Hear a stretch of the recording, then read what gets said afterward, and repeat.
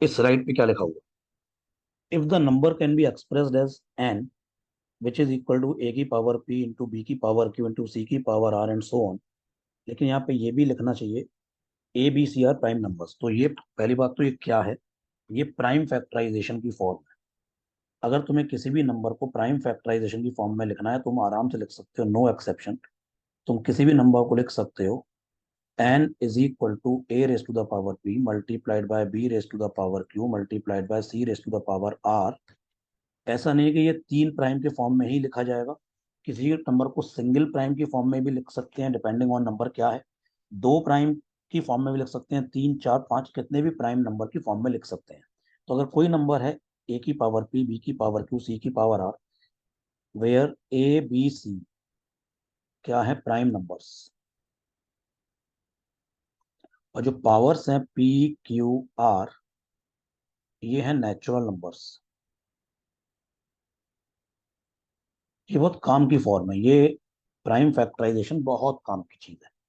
तो ये होता है प्राइम फैक्टराइजेशन। तो इस नंबर के नंबर ऑफ फैक्टर्स निकालने हैं, तो नंबर ऑफ फैक्टर्स होते हैं p plus one into Q plus one into R plus one. तो जब भी तुमको किसी नंबर के नंबर ऑफ फैक्टर्स निकालने होते हैं तुम्हें क्या करना है, सबसे पहले उस नंबर का प्राइम फैक्टराइजेशन करना है। प्राइम फैक्टराइजेशन करने के बाद जो प्राइम नंबर की पावर आती है उसमें प्लस वन करके मल्टीप्लाई कर देना है। अब पहली बात इससे भी पहले एक होनी चाहिए, लेकिन मुझे उम्मीद था वो तुम्हें आती होगी, लेकिन जब रिवीजन हो ही रहा है तो बता देता हूँ। फैक्टर्स क्या होते हैं, वो छोटे नंबर जो किसी बड़े नंबर को परफेक्टली डिवाइड कर देते हैं are called the factors of that बड़ा वाला नंबर। जैसे अगर कोई नंबर है 12, तो वो सारे नंबर जो 12 को डिवाइड कर देंगे, जैसे कि 1 2 3 4 6 एंड 12, तो ये सारे नंबर्स 12 को परफेक्टली डिवाइड कर देंगे, तो these six numbers are the factors of 12। तो 12 के नंबर ऑफ फैक्टर कितने हैं, सिक्स, वो तुम इस वाले फॉर्मूले से निकाल सकते हो। ये लिखा हुआ है सम ऑफ ऑल द फैक्टर्स का फॉर्मूला, मैंने किसी क्लास में नहीं बताया है, कई लोग बताते हैं, मुझे इसकी कभी जरूरत नहीं पड़ती है। पड़ेगी तो उसी टाइम पे ये फॉर्मूला वहीं पे बन जाएगा, लेकिन अभी जरूरत नहीं है, अभी इसके बारे में बात नहीं करेंगे। जरूरत कभी नहीं पड़ती है, चाहो तो तुम याद कर सकते हो, चॉइस इज टोटली योर, सामने लिखा हुआ है। ये बहुत ही एक इंपॉर्टेंट पॉइंट था। If the number of factors are odd then N is a perfect square. केवल परफेक्ट स्क्वायर के ही ऑड फैक्टर्स होते हैं। जैसे कोई नंबर है, लेट सपोज 64, 64 8 का स्क्वायर है, तो ये परफेक्ट स्क्वायर है, तो इसके फैक्टर्स क्या होंगे, 1 2 4 8 16 32 एंड 64। यही नंबर 64 को परफेक्टली डिवाइड कर देंगे तो यही 64 के फैक्टर्स होंगे। तो कितने फैक्टर है, 1 2 3 4 5 6 7, तो नंबर ऑफ फैक्टर 64 कितने हो गए, 7। अगर कोई नंबर परफेक्ट स्क्वायर नहीं है तो उसके नंबर ऑफ फैक्टर हमेशा इवन होंगे, लेकिन अगर कोई नंबर परफेक्ट स्क्वायर है उसके नंबर ऑफ फैक्टर हमेशा हमेशा होंगे ऑड। अब if there are N factors, लोग अभी तक आ रहे हैं, if there are N factor then the number of pair of factors would be N by two. तुम इसको ऐसे ना समझ के ऐसे समझो, अगर तुम्हें किसी नंबर को दो डिस्टिंक्ट फैक्टर के प्रोडक्ट के फॉर्म में लिखना है, जैसे अगर तुमसे बोला जाए in how many ways 12 can be written as a product of two distinct factors, तो आएंगे three ways number of factors upon two. 12 को दो डिस्टिंक्ट फैक्टर्स के प्रोडक्ट के फॉर्म में लिखना है, तो तरीका क्यों, ये तरीके कितने होंगे, थ्री तरीके में, थ्री वेज होंगे। कौन कौन से, ऐसे तुम लिख सकते हो 1 इंटू 12 ये एक तरीका हो गया, 2 इंटू 6 ये एक और तरीका हो गया, 3 इंटू 4 ये एक और तरीका हो गया। तो ये लिखा है n/2। Number of pair of factors का मतलब है ऐसे पेयर जिनका प्रोडक्ट करके वो नंबर बन जाए, तो वो number of factor upon to, सबको समझ में आ गया होगा। लेकिन अगर n परफेक्ट स्क्वायर है तो नंबर ऑफ पेयर, जैसे 64 को अगर दो फैक्टर्स के प्रोडक्ट के फॉर्म में लिखना है, अगर यहाँ पे अब देखो क्वेश्चन पूछने के तरीके अलग अलग हो सकते हैं। अगर ये पूछा जाएगा 64 को दो डिस्टिंक्ट फैक्टर्स के प्रोडक्ट के फॉर्म में लिखना है, तो आंसर आएगा 1 इंटू 64 ये एक तरीका है, 2 इंटू 32 ये दूसरा तरीका है, 4 इंटू 16 ये तीसरा तरीका है, तो आंसर आएगा थ्री वेज। लेकिन ये तो दोनों डिस्टिंक्ट फैक्टर के वेज है, मतलब in how many ways 64 can be written as a product of two distinct factors. लेकिन अगर ये बोला गया है in how many ways 64 can be written as a product of two distinct factors, तो थ्री वेज, ये तीन तरीके लिखे हुए हैं। in how many ways 64 can be written as a product of two factors, तो उसमें 1 इंटू 64 भी आएगा, 2 इंटू 32 भी आएगा, 4 इंटू 16 आएगा और 8 इंटू 8 भी आएगा। अब दो डिस्टिंक्ट नहीं बोला गया है।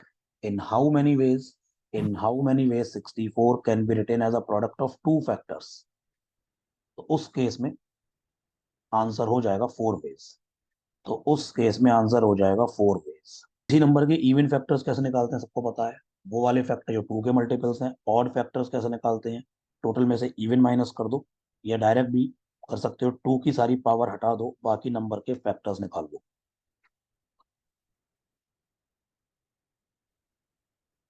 ये कुछ बेसिक कॉन्सेप्ट्स हैं कि जैसे कि ये लिखा है कि ये product of all the factor,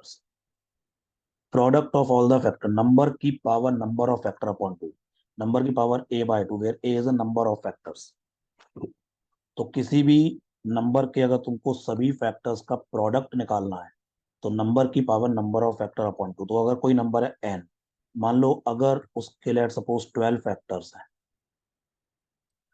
तो product of all the factors क्या होगा, तो जो product of all the factors जो होगा, ये होगा नंबर की power 6, n raise to the power 6। अगर नंबर ऑफ फैक्टर ऑड है तो नंबर परफेक्ट स्क्वायर हो, कोई दिक्कत नहीं है, और उसमें भी फॉर्मूला यही रहेगा। तो वो अगर एन के मान लेते हैं, अगर 25 फैक्टर्स हैं, तो product of all the factors जो होगा वो होगा एन की पावर 12.5। कई लोगों मन में आएगा पावर 12.5 कैसे हो सकती है, क्यों नहीं हो सकती। इसको ऐसे लिख सकते हैं, एन की पावर 12 मल्टीप्लाइड बाय एन की पावर 1/2। और चूंकि एन के नंबर ऑफ फैक्टर अगर ऑड है, मतलब एन परफेक्ट स्क्वायर है, एन अगर परफेक्ट स्क्वायर है तो एन की पावर 1/2 मतलब अंडर रूट एन, वो एक नेचुरल नंबर आ जाएगा, कोई दिक्कत नहीं है, तो कोई प्रॉब्लम नहीं है। इसके बाद यहाँ लिखा हुआ है कि लास्ट, ये वाला पॉइंट देखो सब लोग, last two digit of A square 50 minus A का होल स्क्वायर, 50 प्लस ए का होल स्क्वायर, 100 माइनस ए का होल स्क्वायर। मैंने आगे आगे डॉट डॉट डॉट, मतलब 100 प्लस ए का होल स्क्वायर भी हो सकता है। तो इन सब की लास्ट टू डिजिट सेम होती है। ये बात क्या है मैं दोबारा बता देता हूँ तुमको, ये तो यहाँ लिखा हुआ तो है ही, मैं तुम्हें दोबारा समझा भी देता हूँ। मैंने बताया भी था जब मैंने लास्ट डिजिट और लास्ट टू डिजिट पढ़ाया था, कि अगर तुमको 87 स्क्वायर की लास्ट की टू डिजिट निकालनी है, तो 87 स्क्वायर की लास्ट की टू डिजिट वही होती हैं जो कि 13 स्क्वायर की लास्ट की टू डिजिट होती है।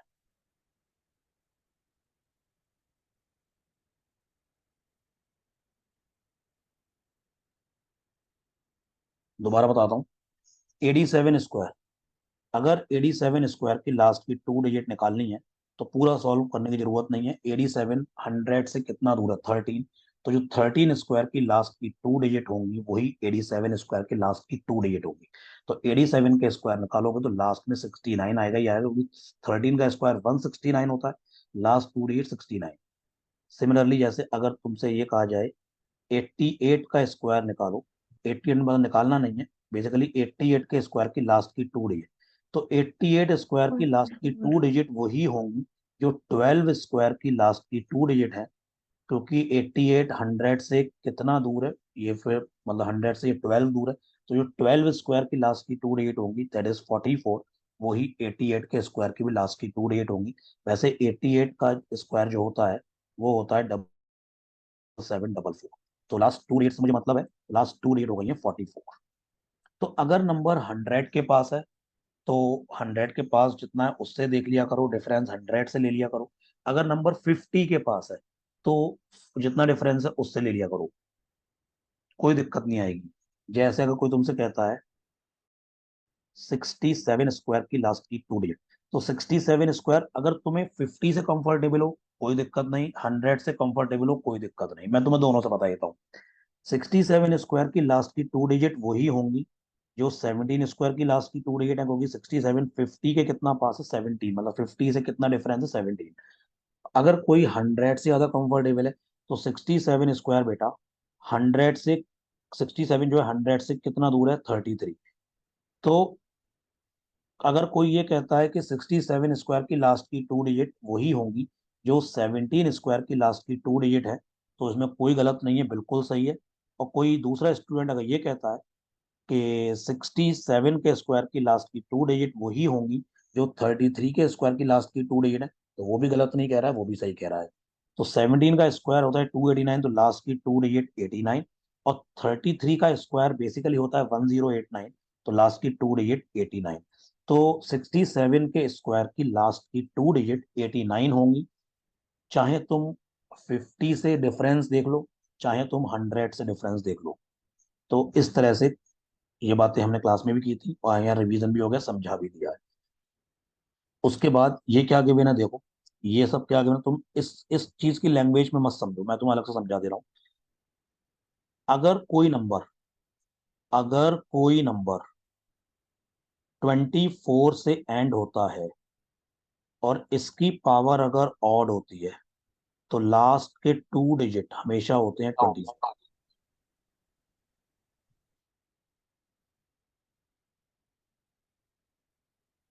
अगर कोई नंबर 24 से एंड होता है, उसकी पावर ऑड होती है, तो लास्ट के टू डिजिट होते हैं 24। और अगर कोई नंबर 24 से एंड होता है, उसकी पावर अगर इवन होती है, तो लास्ट के टू डिजिट होते हैं 76। ये इसके लास्ट के टू डिजिट 24, इस केस में लास्ट के टू डिजिट 76। और जो टू की पावर 10 होती है वो होती है 1024, ये सबको पता है। तो अगर किसी भी इवन नंबर की लास्ट की टू डिजिट निकालनी हो तो उसमें ये कॉन्सेप्ट यूज होते हैं। ओके। इसके बाद क्या दिया हुआ है, द इक्वेशन ए की पावर एन माइनस बी की power N always divisible by A minus B. मैं एक बार लिख देता हूँ, A raise to the power N minus B raise to the power N.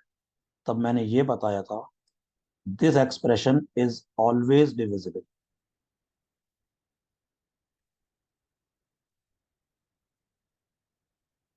Bye A minus B. It is also divisible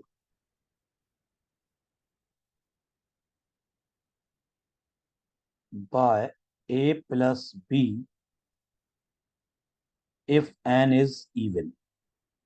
अगर N even होता है तो ये एक्सप्रेशन ए प्लस बी से भी डिविजिबल होता है, ए माइनस बी से हमेशा डिविजिबल होता है, ए प्लस बी से तब डिविजिबल होता है जब एन इवन होता है। ए की पावर एन प्लस बी की पावर एन,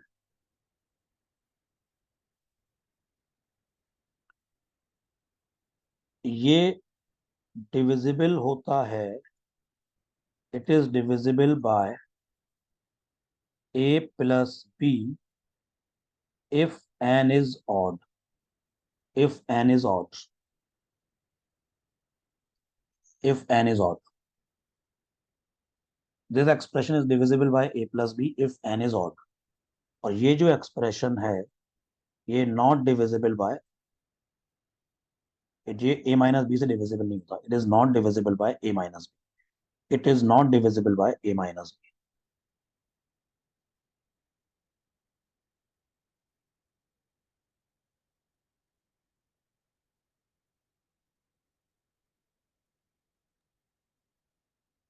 तो सब लोग एक बार जल्दी से स्क्रीन शॉट भी ले लो। अब देखो यूलर्स थ्योरम बहुत इंपॉर्टेंट थ्योरम है, रिमाइंडर निकालने में यूज होती है। तो ये थ्योरम क्या कहती है, लिखा हुआ है, मैं समझा भी दूंगा, लिखा तो है ही, मैं तुम्हें समझा देता हूँ, ज्यादा बेटर रहेगा। ये तब लगती है, पहली बात तो ये व्हेन दो नंबर आपस में को प्राइम होते हैं, ये मैं अंडरलाइन कर देता हूँ, they are coprime to each other. तो अगर if m and n are two numbers which are coprime to each other, तो यूलर थ्योरम ये कहता है एम की power phi of n divided by n, remainder is always one. अब यहाँ पे क्वेश्चन ये आता है कि what is phi n. Phi of n इसको बोलते हैं Euler's totient function, Euler's totient function. लेकिन ये बड़े बड़े नाम में कुछ नहीं रखा है, मैं हमेशा इस बात क्लास में मैंने बोला है, ये तुम्हें आना चाहिए मतलब क्या है। तो फाई एन क्या होता है बेसिकली, फाई एन क्या बताता है, phi n denotes number of numbers, number of numbers which are less than N and coprime to n. जैसे फॉर एग्जाम्पल मान लो कोई नंबर है जैसे कि 12, फॉर एग्जाम्पल कोई नंबर है 12। अगर मैं तुमसे ये कहता हूँ, मैं तुमसे ये बोलूँ मेरे को 12 से छोटे और 12 के साथ को प्राइम नंबर्स बताओ कितने होंगे, तो अगर मैनुअली काउंट करा जाए तुम 1 से काउंट करोगे, तो 1 को लिखोगे क्योंकि 1 12 से छोटा है और 12 के साथ को प्राइम है। अब तुम 2 नहीं लिखोगे क्योंकि 2 अगर तुम लिखते तो 2 और 12 आपस में को प्राइम नहीं है। 2 और 12 में आपस में 1 भी कॉमन, मतलब 1 के साथ 2 भी कॉमन है। दो नंबर को प्राइम तब होते हैं जब उनका HCF 1 होता है। ऐसे दो नंबर या तीन नंबर जिनमें आपस में 1 के अलावा कोई फैक्टर कॉमन नहीं होता उन्हें कहते हैं को प्राइम। तो 2 एंड 12 आर नॉट को प्राइम। तो 3 एंड 12 भी को प्राइम नहीं है क्योंकि उसमें 3 कॉमन हो जाएगा एक्सेप्ट 1। 4 के साथ भी 12 को प्राइम नहीं है, 4 एंड 12 आर नॉट को प्राइम। तुम लोगों को 5 आ जाएगा, फिर 7 आएगा और फिर आएगा 11। तो यही चार नंबर होंगे, यही चार नंबर ऐसे हैं जो 12 से छोटे हैं और 12 के साथ को प्राइम। यानी कि 5 ऑफ 12, 5 ऑफ 12 आ गया 4, 4 मतलब ये चार number, number of numbers, number of numbers. ये तो छोटा नंबर था 12, मैनुअली काउंट हो गए।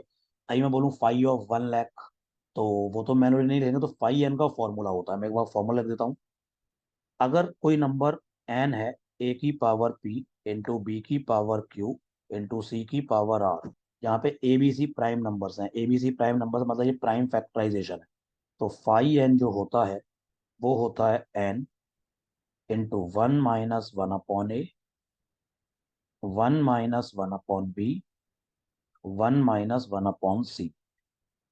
ये होता है 5 N, number of numbers which are less than N and coprime to N. 5 N, N जो कि नंबर है into 1 - 1 upon A, 1 - 1 upon B, 1 - 1 upon C. 5 N क्या होता है, 5 एन तुम्हें ये बताता है number of numbers which are less than N and coprime to n. जैसे 12 के लिए अगर तुम्हें 12 से छोटे और को प्राइम नंबर लिखने थे तो मैनुअली मैं लिख दिए चार नंबर 1 5 7 11, तो 5 ऑफ 12 हो गया 4। किसी भी नंबर का 5 निकालना है तो 5 N is N 1 - 1 upon A multiplied by 1 - 1 upon B multiplied by 1 - 1 upon C. तो यूलर थ्योरम ये कहती है अगर m और n ये दो नंबर आपस में अगर को प्राइम है तो नीचे वाले नंबर का n का फाई निकालो, m की पावर 5n/n, रिमाइंडर हमेशा 1 आएगा। विल्सन थ्योरम तब लगती है, रिमाइंडर्स के केस में विल्सन थ्योरम तब लगती है जब नीचे वाला नंबर प्राइम नंबर होता है। तो विल्सन थ्योरम ये कहती है if p is prime, if p is prime तो p - 1 का फैक्टोरियल अपॉन में p, लेकिन p प्राइम होना चाहिए, मैं बार बार कह रहा हूँ, लिखा हुआ भी है। तो जो रिमाइंडर आता है वो आता है -1, या तुम उसको डायरेक्ट p - 1 कर लो। तो इफ p इज प्राइम तो p - 1 का factorial upon p, remainder is p - 1, remainder p - 1 ही हो जाएगा, बस फैक्टोरियल हट जाएगा।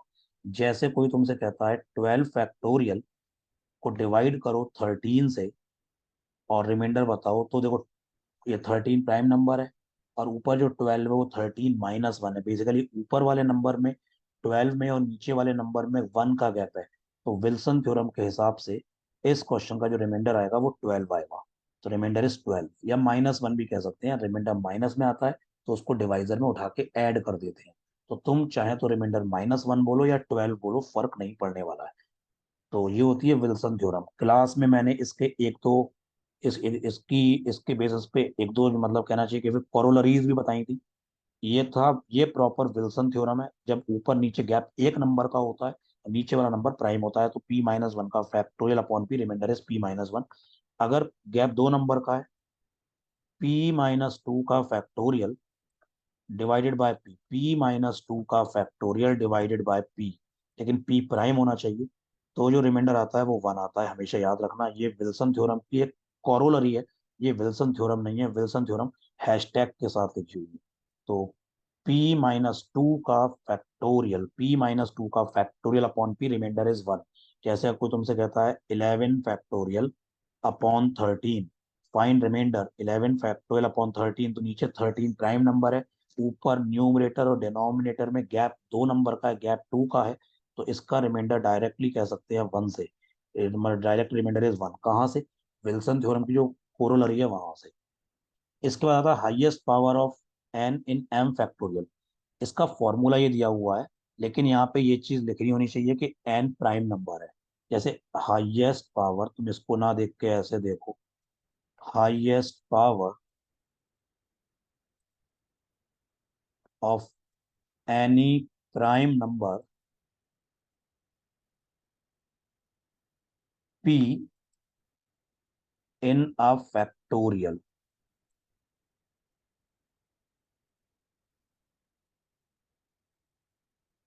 कोई मालूम नंबर है एन फैक्टोरियल, तुमसे कहा जाए इसमें पी की हाईएस्ट पावर बताओ, लेकिन पी प्राइम नंबर है, तो उसका तरीका ये है, एन को पी से डिवाइड करो, फिर एन को पी स्क्वायर से डिवाइड करो, कोशेंट लिखो, मतलब एन अपॉन पी का कोशेंट लिखना है, एन अपॉन पी स्क्वायर का कोशेंट लिखना है, फिर एन को पी क्यूब से डिवाइड करो, कोशेंट लिखना है उसका, फिर एन को पी की पावर 4 से डिवाइड करो, उसका कोशेंट लिखो, अरे इनफाइनाइट तक चलता जाएगा। बीच में एक स्टेज ऐसी आएगी कि कोशेंट जीरो होना शुरू हो जाएगा, उसके बाद जीरो ही होता रहेगा। तो सबसे पहले एन को पी से डिवाइड करा, उसका ये ब्रैकेट को शायद ग्रेटेस्ट इंटीजर बोल दो या मत बोलो, मतलब इसको सिंपल कोशेंट के फॉर्म में लिख दो, एक ही बात है। ऐसे एन अपॉन पी स्क्वायर उसका कोशेंट, ऐसे एन अपॉन पी क्यूब उसका कोशेंट, एन अपॉन पी की पावर 4 उसका कोशेंट, ऐसे इनफाइनाइट चलता जाएगा। हाँ, अगर किसी एन फैक्टोरियल में, किसी भी फैक्टोरियल में अगर तुम्हें नंबर ऑफ जीरोस निकालने हैं, तो जीरोस बनते हैं 10 की पावर से, 10 की पावर बनती है 2 की पावर और 5 की पावर को कंबाइन करके, तो 5 की पावर निकाल दो, क्योंकि किसी भी फैक्टोरियल में नंबर ऑफ 2 ज्यादा होते हैं, नंबर ऑफ 5 कम होते हैं। ऐसा क्यों होता है? क्योंकि किसी भी फैक्टोरियल में अगर तुम एक्सपेंड करोगे, या सोच के देखो 10 फैक्टोरियल है, तो 10 फैक्टोरियल को एक्सपेंड करोगे, यानी 1 into 2 into 3 up to till 10 तक लिखोगे, तो उसमें 2 हर दूसरे नंबर में आएगा, 5 हर पांचवें नंबर में आएगा, तो जो कम होगा वो 5 होगा, नंबर ऑफ 5 कम होंगे और वही जीरो बनाएंगे। किसी क्लास में अगर 5 बॉयज हैं और 7 गर्ल्स हैं, और अगर एक कपल में एक बॉय एक गर्ल है, 2 बॉयज का या 2 गर्ल्स का कपल नहीं माना जाएगा, तो 5 बॉयज 7 गर्ल्स, तो बॉयज बहुत खुश हो जाएंगे और वो कपल 7 बनेंगे। एज्यूमिंग हर हर हर हर मतलब हर एक बॉय कपल बना रहा है, तो 7 मतलब कपल बनेंगे 5, मतलब 5 बॉयज 7 गर्ल्स, तो कपल बनेंगे 5। ऐसी अगर क्लास में 3 गर्ल्स हैं और 53 बॉयज हैं, तो 3 गर्ल्स 53 बॉयज, तो कम लोग ड्राइव करेंगे, कपल कम लोग बनाएंगे, यानी कि 3 गर्ल्स 53 बॉयज, तो कपल्स बनेंगे 3। तो ऐसे ही 2 एंड 5, अगर 2 ज्यादा है 5 कम है, तो जो नंबर ऑफ 5 होंगे उतने ही नंबर ऑफ कपल्स होंगे, उतने नंबर ऑफ 10 होंगे, उतने ही जीरोस होंगे। तो अब किसी भी फैक्टोरियल में 5 हमेशा कम होते हैं, 2 हमेशा ज्यादा होते हैं। मैं आगे चलता हूँ। सारे प्राइम नंबर तुम्हें जानते हो क्या होते हैं, प्राइम नंबर क्या होते हैं, और कोई भी प्राइम नंबर की एक बहुत फेमस प्रॉपर्टी है कि कोई भी प्राइम नंबर अगर 2 या 3 से बड़ा होता है, एक्सेप्ट 2 एंड 3, एक्सेप्ट 2 एंड 3, कोई भी प्राइम नंबर को तुम 6k+1 या 6k-1 इस फॉर्म में लिख सकते हो, एक्सेप्ट 2 एंड 3, किसी भी प्राइम नंबर को तुम 6k+1 या 6k-1 इस फॉर्म में लिख सकते हो, where k is any natural number. HCF LCM of fraction निकालना हो कभी, तुम्हें अगर एलसीएम ऑफ फ्रैक्शन निकालना है, तो फॉर्मूला ये लिखा हुआ है, LCM of fraction, LCM of numerator upon HCF of denominator. अगर तुम्हें फ्रैक्शंस का एलसीएम निकालना है, तो न्यूमरेटर्स का LCM upon HCF of denominators, और अगर फ्रैक्शन का HCF निकालना है, तो HCF of numerator divided by LCM of denominator, ये तुम्हें याद रखना है, कई बार क्लास में बताया भी गया है। और अगर HCF of two numbers multiplied by LCM of two number, it is product of two numbers. HCF of two numbers into LCM of two numbers, it is product of two numbers। ये property सिर्फ और सिर्फ 2 number के लिए valid होती है। HCF of two numbers into LCM of two number, it is product of two numbers। तो अब देखो, मैंने बेसिक बेसिक कॉन्सेप्ट रिवाइज करा दिए। ओके, अब चलो ध्यान दो, सुनो, अब बस क्वेश्चंस करेंगे। अब जैसा मैं कहूँ लोग वैसा करेंगे, चलो मेरी बात ध्यान दो, सुनना जरा। ये 4 क्वेश्चन है स्क्रीन पे, जल्दी से इनका स्क्रीनशॉट लो, जल्दी से इनका स्क्रीनशॉट लो। ये 4 क्वेश्चन स्क्रीन पर हैं, जल्दी से इनका स्क्रीनशॉट ले लो। हाँ जी, डन। ये 2 क्वेश्चन है, इनका भी स्क्रीनशॉट लो।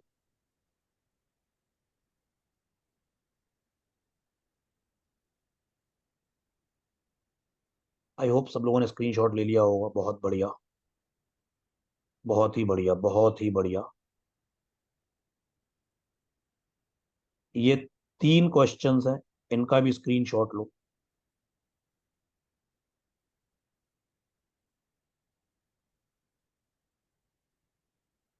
ये 3 क्वेश्चन दिए, इनका भी स्क्रीनशॉट लो।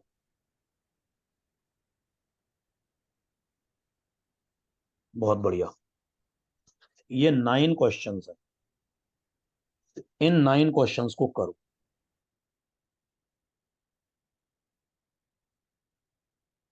एक एक करके सारे क्वेश्चन डिस्कस करते हैं, ध्यान से सुनना। First question, in how many zeros does this expression, ये एक्सप्रेशन क्या है? 10 factorial raise to the power 100 factorial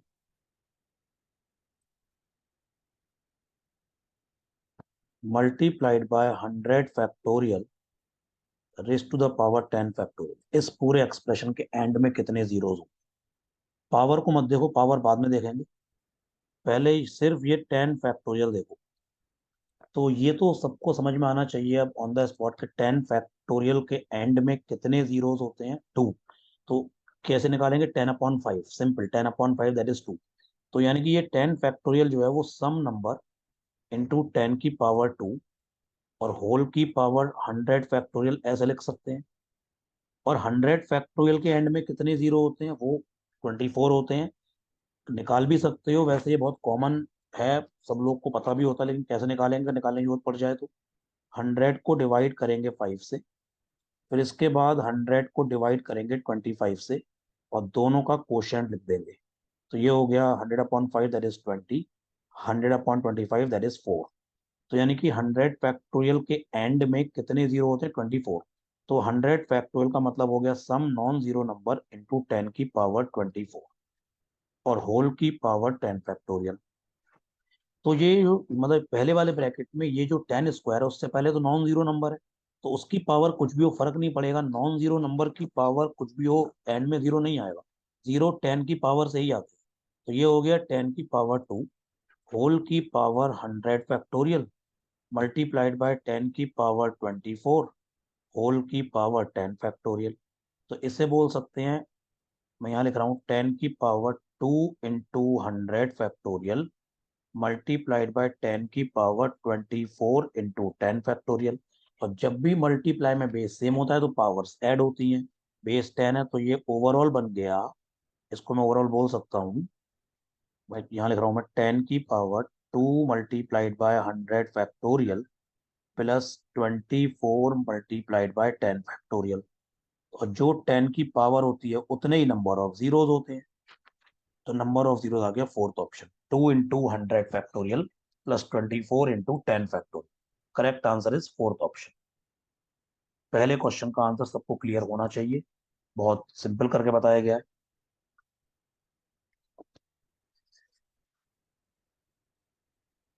अब देखो सेकंड क्वेश्चन, देखो सेकंड क्वेश्चन को मैं यहाँ कर रहा हूँ सॉल्व, ऊपर यहाँ कर रहा हूँ। Which factorial needs to be remove to make it a perfect square, मतलब ये सीरीज है, 1 factorial multiplied by 2 factorial multiplied by 3 factorial multiplied by 4 factorial up to till 120 factorial. इसको मैं ऐसे लिख सकता हूँ, देखो ध्यान से देखना, इसको एक अलग बॉक्स में बंद कर लूँ, 2 नंबर को अगले को अलग बॉक्स में बंद कर लूँ, इसको एक अलग बॉक्स में बंद कर लूँ या ब्रैकेट्स लगा दूँ, एक ही बात है। तो ये 60 बॉक्सेस बनेंगे, मतलब 60 ब्रैकेट्स बनेंगे, हर बॉक्स में दो दो नंबर है। अब मैं ऐसे लिख रहा हूँ, तो ध्यान से सुनना, 1 फैक्टोरियल और जो 2 फैक्टोरियल है उसको लिख रहा हूँ मैं 2 मल्टीप्लाइड बाय 1 फैक्टोरियल। दूसरे बॉक्स में आएगा 3 फैक्टोरियल मल्टीप्लाइड बाय 4 फैक्टोरियल, उसको लिख रहा हूँ मैं 3 factorial multiplied by 4 into 3 factorial. जो 4 फैक्टोरियल है, 3 फैक्टोरियल के साथ मल्टीप्लाई में 4 फैक्टोरियल आएगा, तो उसको मैंने बोल दिया 4 इंटू 3 फैक्टोरियल। इसके बाद आएगा 5 फैक्टोरियल इंटू 6 फैक्टोरियल, तो मैं 5 फैक्टोरियल को ऐसे ही लिख रहा हूँ, और 6 फैक्टोरियल को मैंने बोल दिया 6 मल्टीप्लाइड बाय 5 फैक्टोरियल। ऐसे चलते चलते जो लास्ट बॉक्स है उसको मैं बोल दूंगा 119 फैक्टोरियल मल्टीप्लाइड बाय 120 इंटू 119 का फैक्टोरियल। 120 फैक्टोरियल मतलब 120 इंटू 119 फैक्टोरियल। अब ये पहला वाला जो ब्रैकेट है ये बन गया 1 फैक्टोरियल का होल स्क्वायर इंटू 2। दूसरा ब्रैकेट बन गया 3 फैक्टोरियल का होल स्क्वायर इंटू 4। तीसरा ब्रैकेट बन गया 5 फैक्टोरियल का होल स्क्वायर मल्टीप्लाइड बाय 6। चलते चलते ऐसे ही लास्ट वाला ब्रैकेट बन जाएगा 119 फैक्टोरियल का होल स्क्वायर मल्टीप्लाइड बाय 120। मतलब ये पहला वाला ब्रैकेट या पहला वाला बॉक्स ये बन गया था, दूसरा वाला बॉक्स ये बन गया, तीसरा वाला बॉक्स ये बन गया। तो जो 60th बॉक्स होगी, 120 नंबर थे तो 60 बॉक्स या 60 ब्रैकेट्स बनेंगे, ये बन गया। अब जरा ध्यान से सुनना, ये 60 बॉक्सेस हैं, तो यानी मैं इसको ऐसा कर सकता हूँ 1 फैक्टोरियल का स्क्वायर इंटू 3 फैक्टोरियल का स्क्वायर इंटू 5 फैक्टोरियल का square up to till 119 factorial का स्क्वायर। ये मैंने अलग कर दिया, ये मैंने पूरा ब्रैकेट ही अलग कर दिया, पूरा बॉक्स अलग कर दिया। अब इसके साथ जो ब्रैकेट में आएगा दूसरे ब्रैकेट में 2 into 4 into 6 into 8 up to till 120।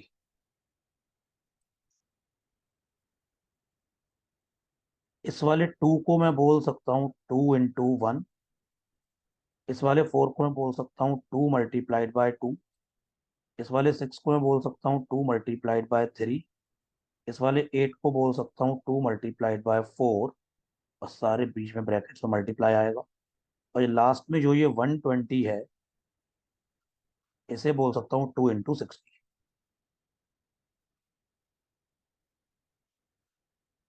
तो ये भी 60 ब्रैकेट्स हैं, 2 इंटू 1, 2 इंटू 2, 2 इंटू 3, 2 इंटू 4। सब में पहला नंबर है 2, तो मल्टीप्लाई करेंगे तो 2 की पावर 60। और अंदर ब्रैकेट में बचेगा 1 into 2 into 3 up to till 60। ये हो गया 60 फैक्टोरियल। तो ये हो गया 2 की पावर 60 मल्टीप्लाइड बाय 60 फैक्टोरियल। तो ये पूरा एक्सप्रेशन ये बन गया, अगर ध्यान से देखा जाए पूरा एक्सप्रेशन ये बन गया है 1 फैक्टोरियल का स्क्वायर इंटू 3 फैक्टोरियल का स्क्वायर इंटू 5 फैक्टोरियल का square up to till 119 factorial का स्क्वायर इंटू 2 की पावर 60 मल्टीप्लाइड बाय 60 फैक्टोरियल। और यहीं से क्वेश्चन पूरा खत्म हो गया है। ये पहला पार्ट है, ये सबको परफेक्ट स्क्वायर दिख रहा है। 1 फैक्टोरियल का स्क्वायर 1 फैक्टोरियल का स्क्वायर है, 3 फैक्टोरियल का स्क्वायर 3 फैक्टोरियल का स्क्वायर है। तो ऐसे ही 2 की पावर 60 2 की पावर 30 का स्क्वायर है।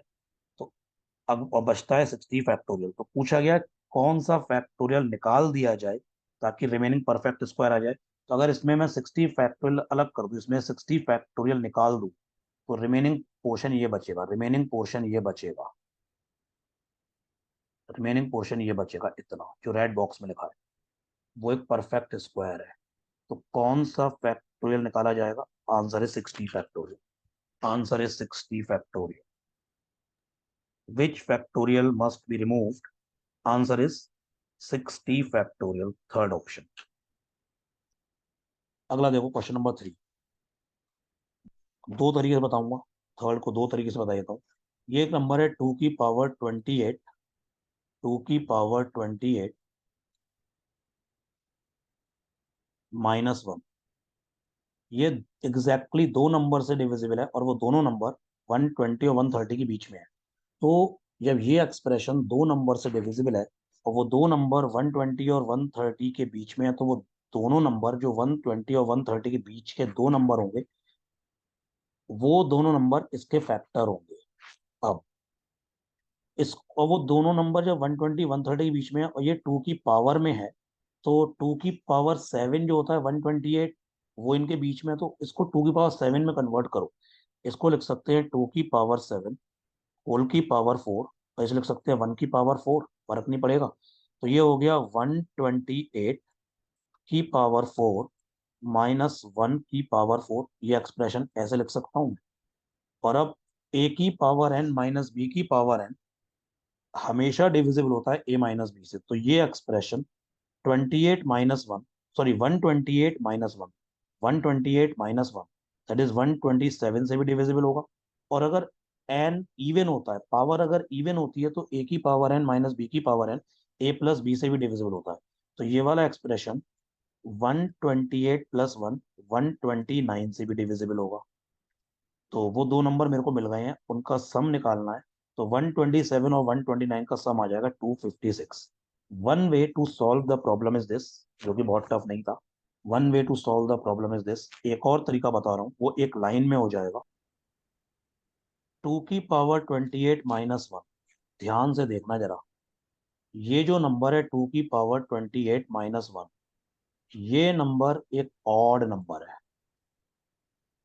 ये ऑड नंबर कैसे है? क्योंकि 2 की पावर 28 हमेशा इवन होगा, और वन तो और दिख ही रहा है। तो इवन माइनस ऑड हमेशा ऑड आएगा। जब 2 की पावर 28 - 1 एक ऑड नंबर है, तो किसी भी ऑड नंबर के जो फैक्टर्स होंगे वो ऑड ही होंगे। किसी भी ऑड नंबर का कोई फैक्टर इवन नहीं हो सकता है। कोई भी ऑड नंबर ले लो, उसके जितने भी फैक्टर होंगे सारे ऑड होंगे। जैसे 15 है, 15 के फैक्टर क्या है? 1 3 5 15, सारे ऑड नंबर है। 9 के फैक्टर क्या है? 1 3 9, सारे ऑड नंबर है।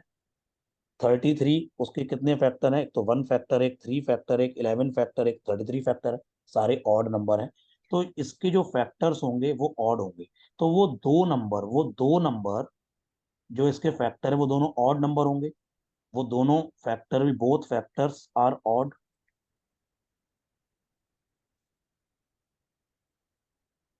जब दोनों फैक्टर्स ऑड होंगे, दो ऑड नंबर का सम हमेशा इवन होता है।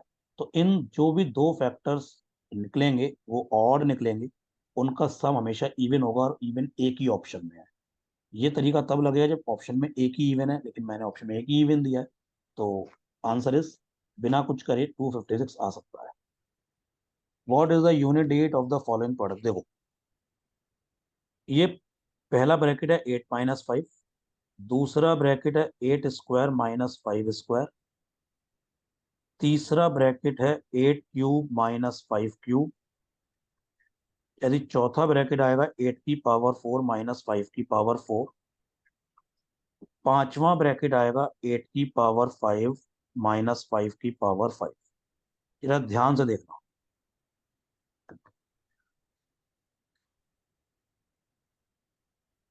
ये पहला वाला ब्रैकेट, इसकी लास्ट डेट 3 होगी, मतलब 8 - 5 की लास्ट डेट 3, वो 3 होगा तो लास्ट डेट 3 हो गई। 8² 64 में एंड होता है, 5² 25, तो 64 मतलब 4, और 5² 25 मतलब 5 लास्ट में। तो 4 - 5 यानी कि 14 - 5, इसके एंड में 9 आएगा। 8³ 512 होता है, तो लास्ट 8³ की लास्ट डेट 2 होगी, और 5³ तो 5 से ही एंड होगा, तो लास्ट में 7 आएगा। 7 कैसे? 512 माइनस एक ऐसा नंबर जो 5 से एंड हो रहा है, ऑल दो 125 हो, लेकिन मुझे उससे मतलब नहीं है। तो ये 2 में से 5 तो माइनस नहीं होगा, तो 12 - 5 इज 7। और 8 की पावर 4 6 से एंड होता है, माइनस 5 की पावर 4 5 से एंड होगा, 6 - 5 इज 1। लेकिन इसके बाद देखो रिपीटेशन स्टार्ट हो जाएंगे। 8 की पावर 5, 8 की पावर साइकिल होती है 4। तो 8 की पावर जो भी है उसकी लास्ट डेट निकालने के लिए जो 8 की पावर है उस पावर को 4 से डिवाइड करेंगे। तो ये 5 को जब 4 से डिवाइड करेंगे तो रिमाइंडर 1 आएगा। तो 8 की पावर 5 की लास्ट डेट 8 होगी, और 5 की पावर कुछ भी हो लास्ट में 5 आएगा। फिर से 3 आ गया। जब यहाँ 3 आ गया तो अगले में 9 आएगा, फिर 7 आएगा, फिर 1 आएगा। तो ये रिपीटेशन स्टार्ट हो गए हैं चार चार ब्रैकेट के बाद। मतलब पहला ब्रैकेट लास्ट डेट क्या होगी? 3। दूसरा ब्रैकेट लास्ट डेट क्या होगी? 9। तीसरा ब्रैकेट लास्ट डेट क्या होगी? 7। और चौथा ब्रैकेट लास्ट डेट क्या होगी? 1। अब 8 की पावर 2005 तक जाना है। अब देखो ध्यान से सुनना, इससे पहले, इससे जस्ट पहले होगा 8 की पावर 2004 माइनस 5 की पावर 2004। क्योंकि चार चार ब्रैकेट मैं ले रहा हूं, तो 2004 4 से डिविजिबल है। तो 2004 तक कितने ब्रैकेट्स आएंगे? 2004 तक चार चार नंबर, चार चार ब्रैकेट के अगर मैं ग्रुप बना रहा हूँ, तो 2004 तक कितने ग्रुप आएंगे? 2004 को 4 से डिवाइड कर देंगे, 502। मतलब ऐसे ब्रैकेट्स, मतलब जैसे ये है, ये जो ब्रैकेट है ये वाला, ऐसे ऐसे ऐसे ऐसे 502 ब्रैकेट्स आएंगे, 502 ब्रैकेट्स आएंगे। अब ये कितना है? 3 × 9 27, मतलब 7, 7 × 7 49, मतलब 9 × 1 9, ये भी 9, इसके बाद भी 9, अगले में भी 9, ऐसे 502 टाइम्स। और लास्ट में एक बचेगा, लास्ट में एक ये वाला बॉक्स बचेगा, लास्ट में ये वाला ब्रैकेट बचेगा, इसकी लास्ट डेट 3 ही होगी। तो बेसिकली मेरा क्वेश्चन बन गया 9 की पावर 502 इंटू 3।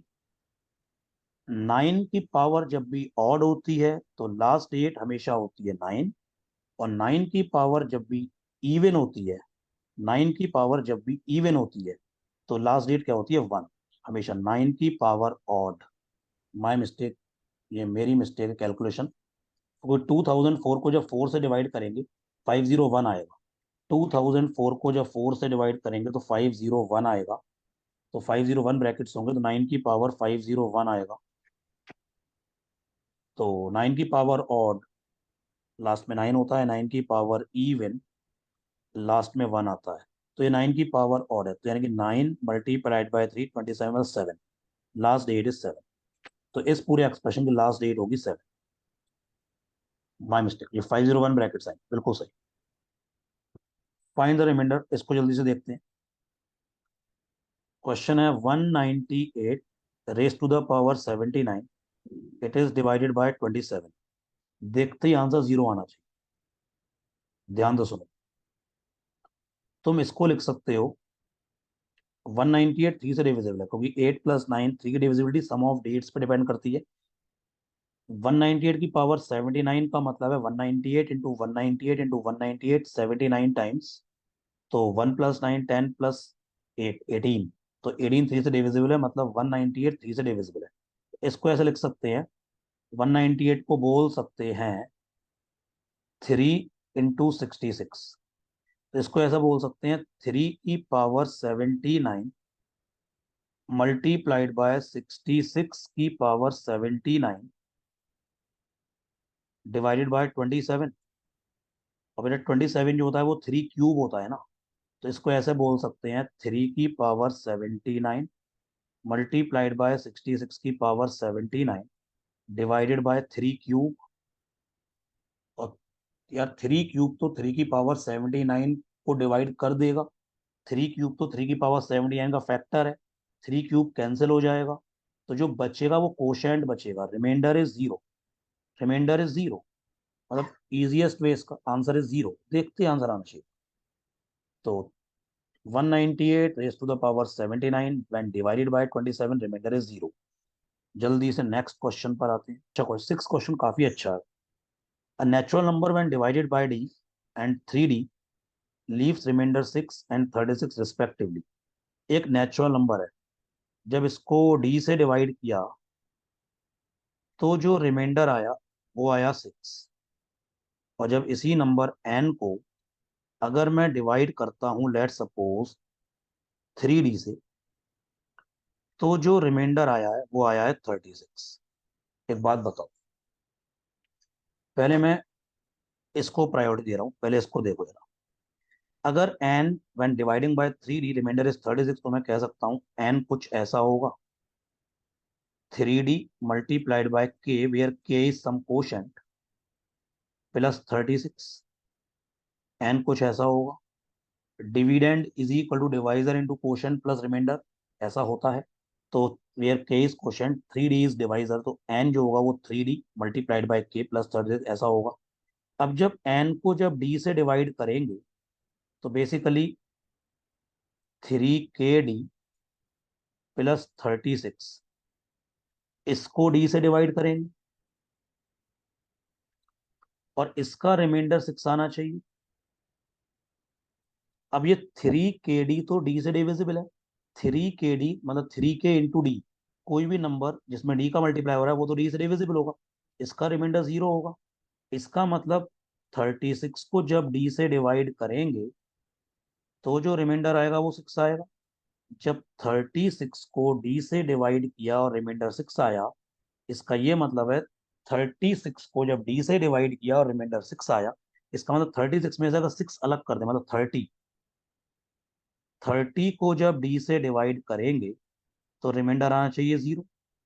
अगर 36 अपॉन डी रिमाइंडर इज 6, तो 30 अपॉन डी रिमाइंडर इज 0। मैंने तुम्हें बताया था क्लास में, कई लोगों को, जिन लोगों को मैंने नंबर सिस्टम पढ़ाया, ये बात बताई थी मैं, जब रिमाइंडर जब मैं शुरू करता हूँ तभी बताता हूँ कि लेट सपोज तुम्हारे पास अगर 49 टॉफीज हैं और तुम्हें 4 4 टॉफी के ग्रुप बनाने हैं, तो कितने ग्रुप बनेंगे? 49 को जब 4 से डिवाइड करेंगे तो 12 क्वोशंट आएगा, मतलब 12 ग्रुप बनेंगे, 4 4 टॉफी के। एक टॉफी एक्स्ट्रा बचेगी, वही रिमाइंडर है जो उस ग्रुप का पार्ट नहीं होगी। यही टॉफी अगर 49 ना होके 50 होती, तो 4 4 टॉफी के अगेन 12 ग्रुप बनते, वो कोशेंट होता, रिमाइंडर 2 बचता, 2 टॉफी किसी ग्रुप का पार्ट नहीं होगी।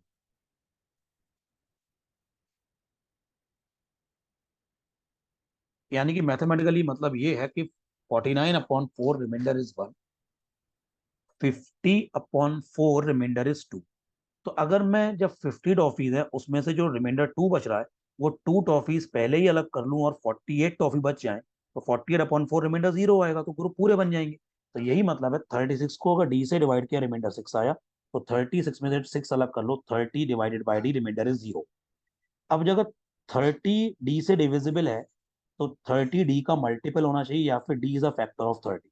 इसका मतलब मैं यहां से ऐसा बोल सकता हूँ, मैं यहां से ऐसा बोल सकता हूँ, D is a factor of 30।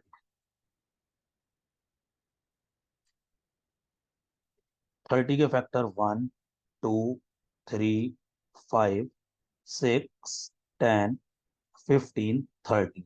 लेकिन रुक जाओ अभी, तो डी ये वैल्यू ले सकता है, लेकिन लेकिन लेकिन अगर किसी नंबर को, यहां देखो, किसी नंबर को अगर डी से डिवाइड कर रहे हो तो रिमाइंडर 6 बच रहा है, तो डी 6 से बड़ा होना चाहिए ना। अगर डी 6 से छोटा हुआ तो रिमाइंडर 6 कैसे बच सकता है? अगर तुम किसी नंबर को डिवाइड करते हो 4 से, तो रिमाइंडर 0 1 2 3 में से कुछ आता है।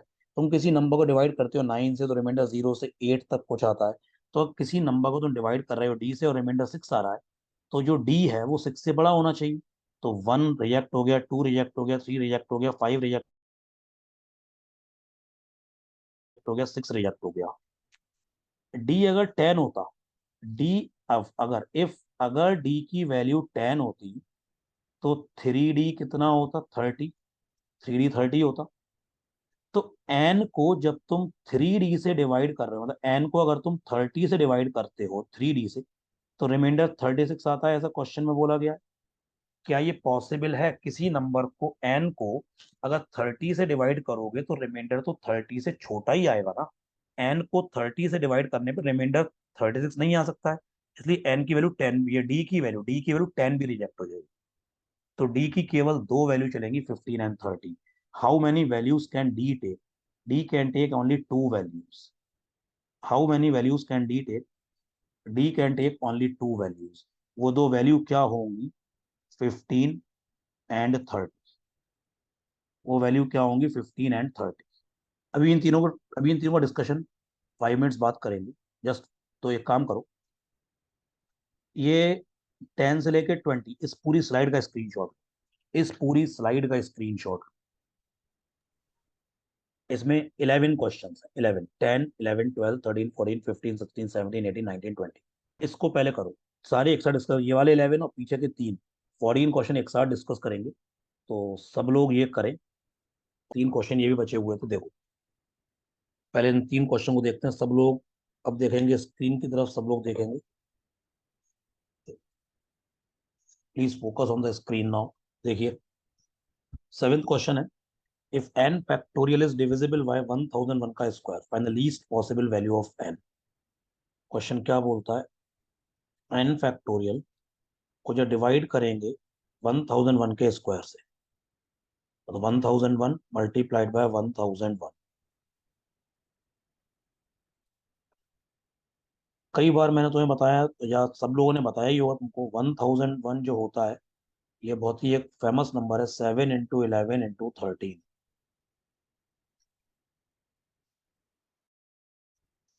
तो इसको ऐसे बोल सकते हैं, n फैक्टोरियल 7 into 11 into 13 और फिर से 7 into 11 into 13, मतलब 7 square into 11 square into 13 square, और n फैक्टोरियल इससे डिविजिबल है, इसका मतलब है रिमाइंडर इज जीरो। इसका मतलब है रिमाइंडर इज जीरो। ध्यान से सुनना, अब जरा ध्यान से सुनना, अब केवल लॉजिक है और कुछ नहीं है। n फैक्टोरियल जो होता है वो 1 से लेके n तक सभी नंबर्स का मल्टीप्लाई होता है। Again I repeat, n factorial जो होता है वो 1 से लेके n तक सभी नेचुरल नंबर्स का मल्टीप्लाई होता है, 1 into 2 into 3 up to till n। तो मेरे को n की वो सबसे छोटी वैल्यू चाहिए ताकि उसके फैक्टोरियल में 7 दो बार तो आ रहा हो, ज्यादा भी आएगा तब भी चलेगा, कम से कम दो बार तो 7 आना चाहिए। क्योंकि अगर n फैक्टोरियल में अगर 7 एक बार आएगा तो फिर कैंसिल नहीं हो पाएगा, नीचे 7 स्क्वायर है, तो ऊपर n फैक्टोरियल को जब एक्सपेंड करेंगे तो उसमें 7 कम से कम दो बार आना चाहिए, 11 कम से कम दो बार आना चाहिए, और 13 कम से कम दो बार आना चाहिए। 7 11 13 तीनों प्राइम नंबर है। ये किसी नंबर से कैंसिल नहीं होंगे। तो 13 दो बार तब आएगा जब 13 के दो मल्टीपल इसमें आए, 13 के दो मल्टीपल n में आए, n फैक्टोरियल में 13 के दो मल्टीपल्स तो आए। तो 13 का पहला मल्टीपल क्या होता है? 13। और 13 का दूसरा मल्टीपल क्या होता है? 26। तो अगर मैं n को लेता हूँ 26, तो ये बन गया बेसिकली, देखो ध्यान से सुनना, 26 factorial divided bye 7 square multiplied bye 11 square multiplied bye 13 square, ये बन गया। अब जब 26 फैक्टोरियल जो होगा, ये 1 से लेके 26 तक सभी नंबर्स का मल्टीप्लाई होगा, उसमें 7 तो दो बार से ज्यादा ही आएगा ना। 7 7 में आएगा, 14 में आएगा, 21 में आएगा, तो 7 स्क्वायर तो कैंसिल हो जाएगा। 11 के दोनों मल्टीपल 11 and 22 इसमें कवर हो गए। और 13 के दोनों मल्टीपल 13 और 6 और 26 इसमें कवर हो गए 26 फैक्टोरियल में। तो n की कम से कम वैल्यू 26 तो होनी ही चाहिए। n की वैल्यू किसी भी हाल में 26 से कम तो नहीं हो सकती, ज्यादा कुछ भी हो सकती है, लेकिन लीस्ट पूछा गया। तो n की जो मिनिमम वैल्यू है वो 26 से कम तो नहीं होगी। Answer is n minimum is 26। अगला क्वेश्चन देखो। Two numbers are such that their HCF is 16 and their sum is 144। दो नंबर्स हैं, उनका HCF है 16, तो मैं बोल सकता हूँ वो नंबर्स होंगे 16x एंड 16y। लेकिन ये ध्यान रखना है अब, x and y must be को प्राइम। x एंड y को प्राइम होने चाहिए, क्योंकि अगर x एंड y को प्राइम नहीं होंगे तो फिर HCF 16 नहीं रहेगा, 16 से चेंज हो जाएगा HCF। अगर एक्स और वाई को प्राइम है तो एक्स और वाई में कुछ भी कॉमन नहीं है एक्सेप्ट वन। अगर एक्स और वाई में कुछ भी कॉमन नहीं है तो 16x एंड 16y में बड़े से बड़ा नंबर 16 ही कॉमन हो सकता है। तो अब पूछा गया है 16x, उनका सम है 144, 16x plus 16y it is 144। तो यहाँ से x प्लस y जो आ गया वो 9 आ गया। तो दो नंबर जो आपस में को प्राइम है उनका सम है 9। तो कौन कौन से पेयर बन सकते हैं? अगर मैं x और y की बात करूं, तो अगर x1 तो y 8 हो गया, x2 तो y 7 हो गया, x3 तो y 6, लेकिन ये वाला केस रिजेक्ट हो जाएगा क्योंकि 3 और 6 आपस में को प्राइम नहीं है। 3 एंड 6 आपस में को प्राइम नहीं है, तो ये वाला केस ये पर्टिकुलरली रिजेक्ट हो जाएगा। Next is 4 5। तो तीन पेयर बने। How many such pair of numbers are possible?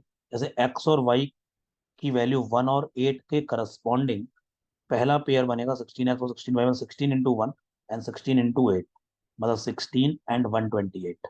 ऐसे 2 7 के करस्पॉन्डिंग दूसरा पेयर बनेगा, तो 4 5 के करस्पॉन्डिंग तीसरा पेयर बनेगा। Answer is three pairs. Answer is three pairs. Question number 9 देखो। For how many positive integral values of n, positive integral का मतलब n नेचुरल नंबर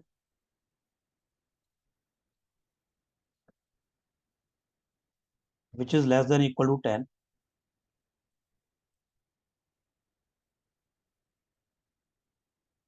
n या तो 10 है या 10 से छोटा है। Will 100 be a factor of n factorial plus n plus one का factorial plus n plus two का फैक्टोरियल। 100 इस नंबर का फैक्टर होना चाहिए, मतलब ये नंबर अपॉन 100 रिमाइंडर 0 आना चाहिए। ये नंबर जो बड़ा सा नंबर है n factorial plus n plus one factorial plus n plus two का whole factorial divided by 100, remainder 0 आना चाहिए। तो n की ऐसी कितनी वैल्यूज हो सकती है? देखो एक काम करते हैं, अगर कोई नंबर 100 से डिविजिबल है तो उस नंबर के एंड में 2 जीरो 3 जीरो कुछ आएंगे, मतलब कम से कम 2 जीरो तो आएंगे ही आएंगे। उस नंबर के एंड में कम से कम 2 जीरो तो आएंगे ही आएंगे। तो एक काम करते हैं, अब इसको थोड़ा पहले एक्सपेंड करते हैं, जरा ध्यान से देखना। एन फैक्टोरियल, इसको लिख सकते हैं n plus one multiplied by n factorial. इसको लिख सकते हैं n plus two multiplied by n plus one into में एन फैक्टोरियल। एन फैक्टोरियल पूरे में से कॉमन आएगा, अंदर क्या बचेगा? पहले बचेगा वन, फिर बचेगा एन प्लस वन, फिर बचेगा एन प्लस टू इंटू में एन प्लस वन।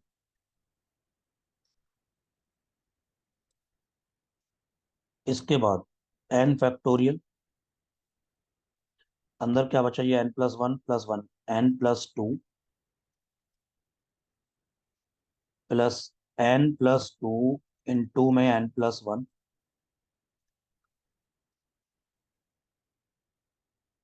पूरे में से एन प्लस टू कॉमन ले लो इंटू एन फैक्टोरियल। अंदर बच गया है one plus N plus one, one plus N plus one, और ये बच गया, ये हो गया एन प्लस टू, यानी कि एन प्लस टू का स्क्वायर। एन प्लस टू का square multiplied by n factorial. अब यहां से बड़ा आसान हो गया, इस नंबर के एंड में 2 जीरो होने चाहिए। तो एन की वैल्यू क्या क्या हो सकती है? एन अप टू लिमिटेड 10, उससे ये छोटा होगा या 10 होगा, उससे बड़ा नहीं होगा। तो एक वैल्यू तो डायरेक्ट तुम 10 रख सकते हो, क्योंकि अगर तुमने एन को 10 रखा तो ये 10 फैक्टोरियल बन जाएगा। 10 फैक्टोरियल के एंड में अपने आप 2 जीरो होंगे। 10 फैक्टोरियल के एंड में अपने आप 2 जीरो होंगे इनटू समथिंग, कोई फर्क नहीं पड़ता। दूसरी वैल्यू एन की हो सकती है 8। क्यों? ध्यान से सुनना। 9 नहीं होगी। 9 क्यों नहीं होगी ये बताएंगे, पहले 8 देखो। अगर तुमने एन को 8 रखा, एन को 8 रखते ही ये नंबर 10 का स्क्वायर बन गया। 8 प्लस 2 10 का स्क्वायर बन गया, उसके एंड में 0 0 हो गया। अगर तुमने एन को 9 रखा तो ये नंबर बनेगा 11 का स्क्वायर, उसके एंड में 0 नहीं है। और 9 फैक्टोरियल, 9 फैक्टोरियल के एंड में 1 0 है। 9 फैक्टोरियल के एंड में 1 0 है। तो और इसके अलावा कोई वैल्यू होंगी ही नहीं। तुम डायरेक्ट चेक कर सकते हो, और ये बात में समझ में आनी चाहिए, क्योंकि अगर 8 से कम रखते, 7 रखते, तो ये 9 स्क्वायर बनता, और 7 फैक्टोरियल में 1 0 होता है। 6 रखते तो ये 8 स्क्वायर बनता, और ये बनता 6 फैक्टोरियल, उसके एंड में 1 0 होता है। तुम अगर 5 रखते तो ये बनता 7 का स्क्वायर, और यहाँ पे आता 5 फैक्टोरियल, उसके एंड में 1 0 होता है। हमें चाहिए कम से कम 2 जीरो, और 5 से कम रखने पे तो जीरोस आएंगे ही नहीं।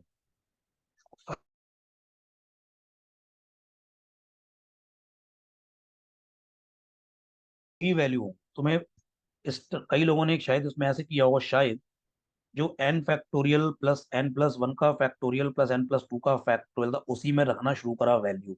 वो एक लंबा तरीका है, इस तरह सॉल्व करके तो ही वैल्यू आएगी। Answer is to values. Question number 7 8 9, answer is, question number 9 का आंसर इज थर्ड ऑप्शन। जल्दी से रिमाइंडर्स के क्वेश्चन की प्रैक्टिस करते हैं, इनसे तुम्हारे सारे कॉन्सेप्ट क्लियर हो जाएंगे। जल्दी से देखते हैं। देखो अब ध्यान से सुनना, मैं ये सारे क्वेश्चन सॉल्व करने की कोशिश कर रहा हूँ। हो सकता है एक आध क्वेश्चन में कुछ ऐसे मिले, एक आध क्या मैक्सिमम क्वेश्चन और भी तरीकों से हो सकते हैं। मैं वो तरीका यूज कर रहा हूँ जो आसान होगा। तुम्हें सारे आने चाहिए। मैं कहीं यूलर थ्योरम भी लगाऊंगा, कहीं नेगेटिव रिमाइंडर का कॉन्सेप्ट भी लगाऊंगा, कहीं ए की पावर एन प्लस बी की पावर एन का फॉर्मूला भी लगाऊंगा। तो तुमको सारे कॉन्सेप्ट रिवाइज हो जाएंगे। ये मत पूछना कि सर इसको और कई तरीके से करें तो भी आ जाएगा, बिल्कुल आ जाएगा, बिल्कुल आ जाएगा। हाँ, अगर तुमने किसी और तरीके से किया जो तरीका मेरे से मैच नहीं कर रहा, लेकिन तुम्हारा आंसर नहीं आ रहा, तो मुझसे पूछ लेना। जैसे अगर मैं बात करूं 18th question, this is easiest of the lot, इससे सिंपल कुछ नहीं हो सकता। ये वेरी इजी कैटेगरी में आएगा। क्वेश्चन नंबर 18, क्वेश्चन नंबर 18 क्या बोल रहा है? 41 raise to the power 87 plus 46 raise to the power 87 divided by 87। मैंने तुम्हें थोड़ी देर पहले क्लास के स्टार्टिंग बताया था, वैसे तुम्हें याद भी होना चाहिए। ए की पावर एन प्लस बी की पावर एन, ये डिविजिबल होता है, divisible by A plus b. ये ए प्लस बी से डिविजिबल होता है, लेकिन कब होता है? व्हेन एन इज ऑड, जब पावर ऑड होती है और 87 ऑड है। तो ये एक्सप्रेशन, ये वाला एक्सप्रेशन बेसिकली 41 प्लस 46, जो कि अपने आप आ जाएगा 87, उससे डिविजिबल होगा। तो रिमाइंडर इज जीरो। तो इसका जो रिमाइंडर होगा वो होगा जीरो। इसी का सेकंड पार्ट, उससे भी जीरो आएगा। अगर कोई नंबर 87 से डिविजिबल है तो वो 87 के सारे फैक्टर से डिविजिबल होगा, ये बात है। अगर कोई नंबर एक बड़े नंबर से डिविजिबल होता है तो वो उस नंबर के सारे फैक्टर से भी डिविजिबल होता है। 29 इज द फैक्टर ऑफ 87। तो इससे रिमाइंडर आएगा जीरो, और इससे भी रिमाइंडर आएगा zero. This is easiest of the lot. 19th again is the easiest of the lot. एक प्रॉपर्टी मैंने क्लास में बताई है, जिनको मैंने नहीं बताया, जिनको मैंने नहीं पढ़ाया है, वो बता देता हूँ। ऐसे पता होनी चाहिए, सर ने बताई होगी। ए की पावर एन प्लस बी की पावर एन, सीरीज चल रही है, प्लस सी की पावर एन प्लस डी की power N and so on so on so on. ये डिविजिबल होता है A plus B plus C plus D plus so on so on. So on कहाँ तक? अगर ऊपर 4 नंबर का सम तो नीचे भी 4 का सम, ऊपर 5 नंबर का सम तो नीचे 5 का सम, नीचे ऊपर 6 का सम तो नीचे 6 का सम। ये इससे डिविजिबल होता है वैन, जब जब दो कंडीशन होती हैं इसकी। पहली कंडीशन है एन होना चाहिए ऑड, और दूसरी कंडीशन होती है a B c d so on are in A P. अगर ये दोनों कंडीशन सेटिस्फाई होती हैं तो ए की पावर एन प्लस बी की पावर एन प्लस सी की पावर एन पर डी की power n so on is divisible by A plus B plus C plus d and so on. तो यहाँ पे जो ये 23 24 25 26, मैं क्वेश्चन नंबर 19 की बात कर रहा हूँ। 23 24 25 26 एपी में है, पावर ऑड है। तो ये जो एक्सप्रेशन है ये डिविजिबल होगा 23 प्लस 24 प्लस 25 प्लस 26। और ये एक्सप्रेशन इस सम से डिविजिबल होगा, इस सम से डिविजिबल होगा, और ये सम करोगे तो 98 ही आएगा। 23 प्लस 24 प्लस 25 प्लस 26, सम अपने आप 98 आ जाएगा। दैट मीन्स दिस एक्सप्रेशन 23 का क्यूब प्लस 24 का क्यूब प्लस 25 का क्यूब प्लस 26 का cube when divided by 98, the remainder is zero।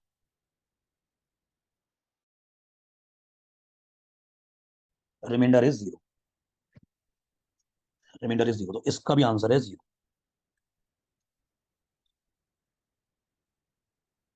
मैं इरेज करता हूँ क्योंकि मेरे को जगह चाहिए। आई होप मैंने बहुत स्लो स्लो बताया तो सबको समझ में आ गया होगा।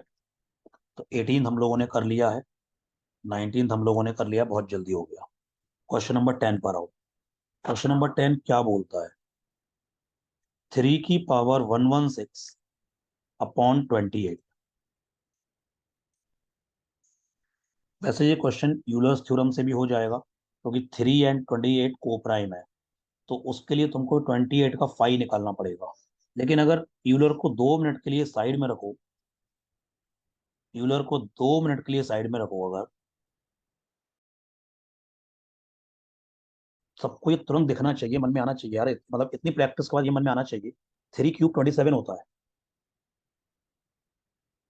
और जब मैं 27 को डिवाइड करूंगा 28 से, मतलब मैं 3 क्यूब 27 को अगर मैं डिवाइड करूंगा 28 से तो रिमाइंडर -1 आ जाएगा। और ये बात मैंने क्लास में कई बार बताई है, जब भी नेगेटिव रिमाइंडर -1 आ रहा हो ना, उससे सिंपल तरीका कोई नहीं है। तो मैं 3 की पावर 116 को 3 की पावर 3 के फॉर्म में ब्रेक करने की कोशिश करूंगा। तो मैं इसको ऐसे लिखूंगा, मैं नीचे लिख रहा हूं, मैं इसको ऐसे लिखूंगा, 3 की पावर 3 होल की पावर 38, पावर हो गई 114 इंटू 3 का square. 38 into 3 114 into 3 square, power थी 116, अपॉन में आ गया 28। 3 क्यूब अपॉन 28, रिमाइंडर इज -1। तो ये 3 क्यूब खुद से मल्टीप्लाई होगा 38 टाइम, बेसिकली 3 की पावर 3 होता है 27। इसको ऐसा ऐसा लिख लो, 27 की power 38 multiplied by 9 divided by 28। 27 की पावर 38 का मतलब सब लोग जानते हैं, फिर बता देता हूँ। 27 इंटू 27 इंटू 27, 38 टाइम्स। पहली बार 27 अपॉन 28, रिमाइंडर इज -1। दूसरी बार 27 upon 28, reminder is -1। Third time 27 upon 28, reminder is -1। तो ये -1 खुद से मल्टीप्लाई होगा 38 टाइम्स, तो -1, इसका रिमाइंडर हो गया -1 की पावर 38 इंटू 9। और ये बन गया -1 की पावर इवन, मतलब 1 इंटू 9 मतलब 9। 9 को जब हम 28 से डिवाइड करेंगे, 9 को जब हम 28 से डिवाइड करेंगे तो रिमाइंडर इज 9। तो इस क्वेश्चन का आंसर हो गया 9। तो फाइंड द रिमाइंडर व्हेन 3 की पावर 116 इज डिवाइडेड बाय 28। तो रिमाइंडर कितना आएगा? 9। आई एम नॉट सेइंग कि और कोई तरीके से नहीं हो सकता है, नेगेटिव से बहुत आसानी से हो गया। तुम लोगों को समझाने के लिए मैंने हर स्टेप लिखा है, और सही पूछा जाए तो ओरल सॉल्व हो जाएगा। ये तो मन में सोच सकते हो कि 3 की पावर 3 अपॉन 28, रिमाइंडर -1। तो इसको बस एक स्टेप केवल ये लिखना पड़ेगा, केवल एक स्टेप चाहो तो बस ये लिखना पड़ेगा। इसके बाद यार ओरल सॉल्व कर सकते हो, फंडे क्लियर है। -1 की पावर 38 डायरेक्टली 1 हो गया, और 1 इंटू 9, 9 अपॉन 28, रिमाइंडर इज 9। थोड़ी देर पहले सर आप ये कह रहे थे कि जब भी नेगेटिव रिमाइंडर करेंगे तो रिमाइंडर नेगेटिव आएगा तो उसको डिवाइजर में ऐड करते हैं। मैंने कहा था, मैं अब भी ये बात कह रहा हूँ, लेकिन वो तब करते हैं जब फाइनल रिमाइंडर नेगेटिव आए। यहाँ तो फाइनल रिमाइंडर पॉजिटिव आ रहा है ना।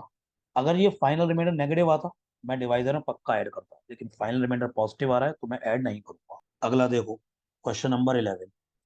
क्वेश्चन नंबर 11 है 3 raise to the power 167 divided by 41।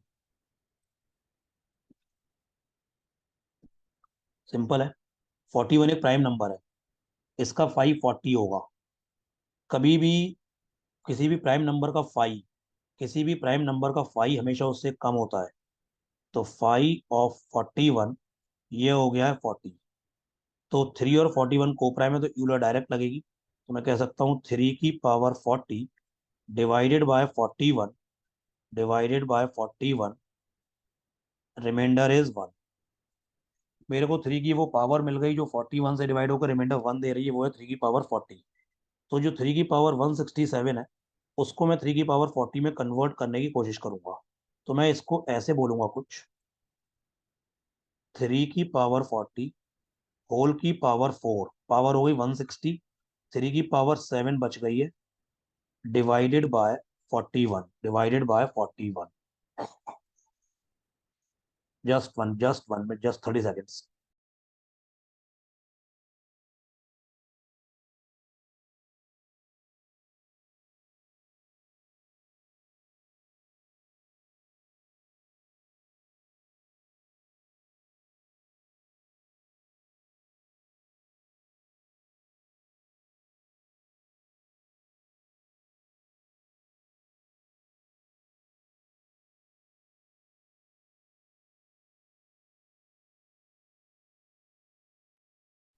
अब देखो, 3 की पावर 40 अपॉन 41 रिमाइंडर इज 1।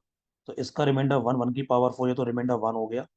3 की power 7, 3 into 3 into 3 into 3 multiplied by 3 into 3 into 3 upon में आ गया 41। 3 की पावर 4 यानी कि ये 3 का 4 का ग्रुप ये बन गया 81। 81 को जब 41 से डिवाइड करेंगे रिमाइंडर आएगा 40, या उसको -1 भी कह सकते हैं, बिकॉज 82 अपॉन 41 रिमाइंडर इज 0। तो 81 upon 41 reminder is -1, basically reminder 40 आएगा तो -1 भी कह सकते हैं। और ये जो ग्रुप है ये 27 हो गया, ये ग्रुप है 27। 27 छोटा है तो रिमाइंडर ये रहेगा, तो प्रोडक्ट हो गया माइनस का 27, प्रोडक्ट हो गया -27। अब ये फाइनल नेगेटिव आ गया, इसको उठा के डिवाइजर में ऐड कर दो, तो माइनस का 27 प्लस का 41, आंसर आ गया 14। तो इस वाले क्वेश्चन का आंसर आ गया है 14। तो 3 की पावर 167, 3 की power 167 divided by 41, reminder is 14, reminder is 14। I hope सब लोगों को ये समझ में आ गया होगा। स्लो स्लो पढ़ा रहा हूँ, समझ में आना चाहिए, आ भी गया होगा। अगला, 2 की पावर 163 डिवाइडेड बाय 51। 2 एंड 51 को प्राइम है, 51 का फाई निकालेंगे जल्दी से, 51 कोई बड़ी चीज नहीं है, 51 का प्राइम फैक्टराइजेशन होगा 3 मल्टीप्लाइड बाय 17। तो फाई ऑफ 51 जो होगा वो होगा 51 इंटू 1 - 1/3 मतलब 2/3, 1 - 1/17 मतलब 16/17। तो 51 से 51 कैंसिल, 32। तो फाइव ऑफ 51 जो आ गया वो आ गया है 32। तो यानी कि मैं ये कह सकता हूँ कि 2 की power 32, 2 raise to the power 32 upon 51, reminder is 1, reminder is 1। चाहिए 2 की पावर 163, मेरे को 2 की वो पावर मिल गई है जो 51 से डिवाइड होकर रिमाइंडर 1 देती है, वो पावर है 32। तो मैं 2 की पावर जो 163 है उसको 2 की पावर 32 की फॉर्म में ब्रेक करूंगा। तो 2 की पावर 32 होल की पावर 5, पावर हो गई 160, 2 की पावर 3 बचा जो कि हो गया 8, और अपॉन में आ गया 51। ये तो रिमाइंडर 1 हो गया, 1 की पावर 5 1 हो गया, ये हो गया 8, और 8 छोटा है। 1 into 8, 1 into 8, 8/51, reminder is 8, reminder is 8। तो इसका रिमाइंडर आ गया 8, इसका रिमाइंडर आया था 14, इसका रिमाइंडर था शायद 9। अगला question, 81 raise to the power 29 divided by 45। अब पहली बात तो ये है, यहाँ पे 81 और 45 को प्राइम नहीं, 81 और 45 को प्राइम नहीं, तो यूलर डायरेक्टली नहीं लगेगी, कोई बात नहीं। 81 को ऐसा लिख सकते हैं 9 स्क्वायर होल की पावर 29 डिवाइडेड बाय 45, ऐसे बोल सकते हैं। तो ये हो गया 9 raise to the power 29 into 58, 9 की पावर 58 अपॉन 45 को बोल सकते हैं 9 मल्टीप्लाइड बाय 5। तो 9 कैंसिल कर सकता हूं मैं, तो यहां से बोल सकता हूं मैं 9 raise to the power 57 divided by 5। लेकिन बी केयरफुल, मैंने ऊपर नीचे क्या कैंसिल किया, 9, साइड में लिख लेना। जब भी हम ऊपर नीचे कोई फैक्टर कैंसिल करते हैं, जब भी हम ऊपर नीचे कोई फैक्टर कैंसिल करते हैं, उसके बाद जो बचता है उसका रिमाइंडर निकालते हैं, और उस रिमाइंडर में कॉमन फैक्टर का मल्टीप्लाई भी करते हैं। ये बात भूलना नहीं है, लोग अक्सर भूल जाते हैं, भूलने नहीं है। अब इसका रिमाइंडर निकालेंगे, यहाँ यूलर भी लग जाएगी, नेगेटिव भी लग जाएगा, नेगेटिव ज्यादा साइंस लग जाएगा। 9/5 रिमाइंडर इज 4, तो ये बन गया 4 की पावर 57 डिवाइडेड बाय 5, और 4/5 रिमाइंडर इज -1, तो -1 रेज टू द पावर 57, जो कि आएगा -1, -1 की पावर, और ये आ गया -1। अब ये फाइनल रिमाइंडर -1 आ गया, क्योंकि सब कुछ करने के बाद फाइनल रिमाइंडर माइनस में आ रहा है, उसको उठा के डिवाइजर में ऐड करेंगे। तो -1 प्लस 5, ये हो गया 4। तो यानी इतने पार्ट का, इतने पार्ट का रिमाइंडर आ गया है 4। तो ओवरऑल आंसर हो गया 4 इंटू 9 दैट इज 36। तो इस क्वेश्चन का आंसर हो गया है 36, इस पूरे क्वेश्चन का आंसर हो गया है 36। क्वेश्चन नंबर 13 का आंसर है 36। सबको आई होप क्लियर होगा। जल्दी से अगले क्वेश्चन पर आते हैं। सर ये वो 9 वो है जो अपन ने हटाया था। हटाया था उसका मल्टीप्लाई भी करते हैं। ये क्वेश्चन है 29 raise to the power 177 upon में 21, 29 upon 21, reminder is 8, because 21 into 1 is 21, reminder is 8। तो ये 8 की पावर 177 हो जाएगा, क्योंकि 29 की पावर 177, इसका मतलब है 29 इंटू 29 इंटू 29 इंटू 29, 177 टाइम्स। तो first time 29 upon 21, reminder is 8। Second time 29 upon 21, reminder is 8। Third time 29 upon 21, reminder is 8। तो यहाँ से बन गया 8 की पावर 177 अपॉन में 21। अब देखो 8 और 21 को प्राइम है, तुम आराम से यूला लगा सकते हो, लेकिन थोड़ा ध्यान से सुनना। कभी कभी कोई नंबर्स की ब्यूटी होती है, अगर तुम्हें वो चमक गया तो बड़ी काम की चीज है। 8 स्क्वायर क्या होता है? 64। और 64 अपॉन 21, रिमाइंडर 1 आएगा, 21 इंटू 3 63। हम यूलर क्यों लगाते हैं? रिमाइंडर 1 लाने के लिए, वो पावर देखने के लिए जो रिमाइंडर 1 दे दे। तो अगर हमें वो चीज बिना यूलर के अगर मिल जाती है, तो I hope there is no harm in using that. तो 8 स्क्वायर 64 होता है, और 64/21, रिमाइंडर इज 1। यानी इसको 8 स्क्वायर में ब्रेक करेंगे। ये हो गया 8 स्क्वायर, 2 इंटू 8 16, 1 बचा 70, 2 इंटू 8 16, 88। और बच गया 8। 8 की पावर 1 बच गया, अपॉन में आ गया है 21। ये हो गया 64 की पावर 88, तो ये तो रिमाइंडर 1 दे देगा। 1 इंटू 8, 8 अपॉन 21, 8 छोड़ा तो रिमाइंडर इज 8। तो रिमाइंडर इज 8। तो 14th क्वेश्चन का आंसर हो गया है 8। 14th क्वेश्चन का आंसर हो गया है 8। ये क्वेश्चन था 15th। 3 की पावर 444 अपॉन में दिया हुआ है 22, फाइंड रिमाइंडर। 3 एंड 22 आर को प्राइम। तो 22 जो है, ये 2 इंटू 11 है। जौहरी, ऐसा मत कर, अपने आप को म्यूट रखो। तुम गाना गा रही हो, ऐसा करके तुम गाना गा रही हो, और अब तुम मन मन में मुस्कुरा रही हो। तो मन में आ रहा है, हो ये क्या हो गया? चलो कोई बात नहीं। तो 22 है, 2 इंटू 11। पाई ऑफ 22 निकालने के लिए 22 इंटू 1 - 1/2 मतलब 1/2, 1 - 1/11 मतलब 10/11। ये हो गया 22 से कैंसिल 22, ये हो गया 10। तो 5 ऑफ 22 ये हो गया है 10। तो यानी कि अब 3 और 22 अगर को प्राइम है, तो यूलर के अकॉर्डिंग, अकॉर्डिंग यूलर्स थ्योरम, 3 की power 10 divided by 22, reminder is 1। तो मेरे को 3 की वो पावर मिल गई है जो divided by, on dividing by 22, reminder 1 दे रही है। तो अब मैं 3 की पावर 444 को कन्वर्ट करूंगा 3 की पावर, ये जो है फिर 10 में। 3 की पावर 10 होल की पावर 44, पावर हो गई 440, इंटू 3 की पावर 4, 444 के लिए, अपॉन में आ गया बेटा 22। ये तो रिमाइंडर 1 हो गया, तो 1 की पावर 44, ये ओवरऑल 1 हो गया। 3 की पावर 4 81 होता है, तो 1 इंटू 81 बेसिकली 81। 81 को डिवाइड करेंगे 22 से, बड़ी चीज नहीं है। 22 इंटू 3 66, 22 इंटू 3 66, रिमाइंडर आ गया 15। तो इसका रिमाइंडर आ गया 15। तो आंसर क्वेश्चन नंबर 15 का 15 ही है। इसके बाद क्वेश्चन है 156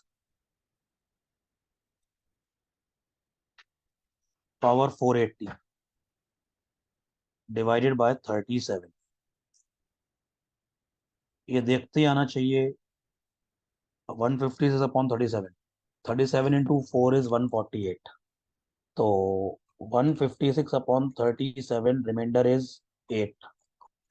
बिकॉज 148 37 से डिविजिबल है। तो यहाँ से बन गया 8 की पावर 480 डिवाइडेड बाय 37। अब 8 और 37 को प्राइम, जब 8 एंड 37 को प्राइम है तो इसमें यूलर थ्योरम एप्लीकेबल होगी। 37 एक प्राइम नंबर है, प्राइम नंबर के लिए फाई जो होता है वो उससे कम होता है। तो फाई ऑफ 37, ये जो होगा ये 36 हो जाएगा।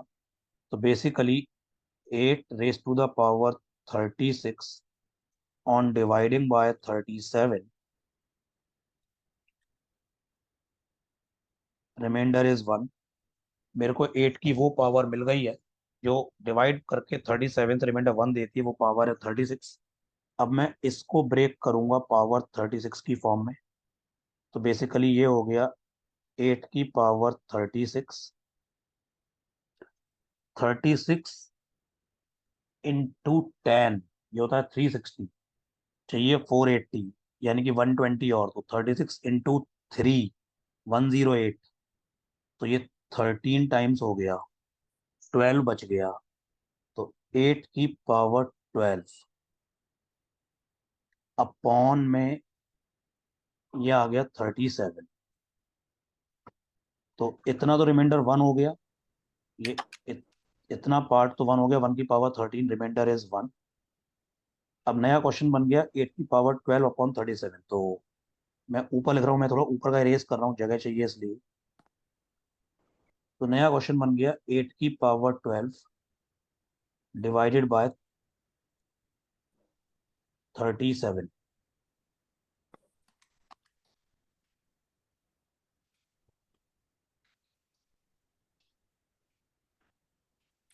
जो 8 की पावर 12 है, 8 स्क्वायर क्या होता है 64, 8 स्क्वायर क्या होता है 64 होता है। तो मैं इसको ऐसे बोल सकता हूँ 64 की पावर 6 अपॉन में 37। तो जब मैं 64 को डिवाइड करूंगा 37 से, तो 31, तो सॉरी 37 इंटू 1 इज 37। तो रिमाइंडर कितना आएगा 27। इसका रिमाइंडर आ गया 27, तो 27 की पावर 6 अपॉन में आ गया है 37।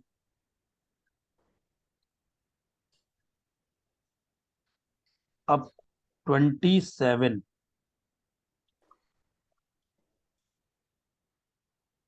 का जो स्क्वायर होता है, 27 का स्क्वायर होता है 729। इसको ऐसे बोल सकते हैं 27 का स्क्वायर होल की पावर 3। और यहाँ से बोल सकते हैं 729, 27 का स्क्वायर 729 का cube, 729 into 729 into 729 divided by 37।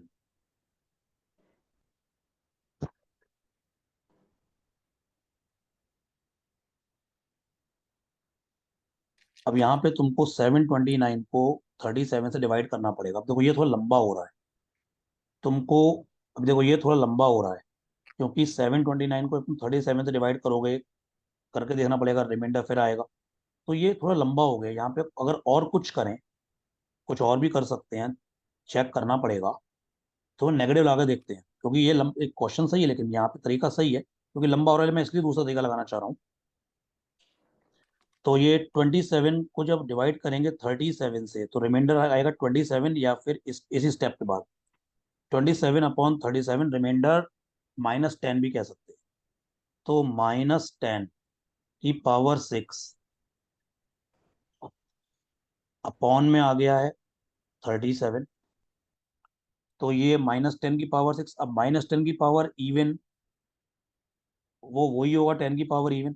तो इसको 10 की पावर 6 अपॉन 37 लिख दिया, 10 की पावर 6 अपॉन 37 लिख दिया। 37 इंटू 3 होता है 111।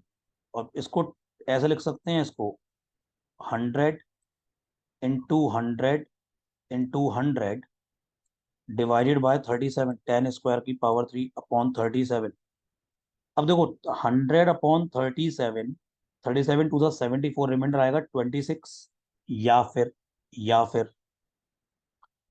तुम ये भी कर सकते हो,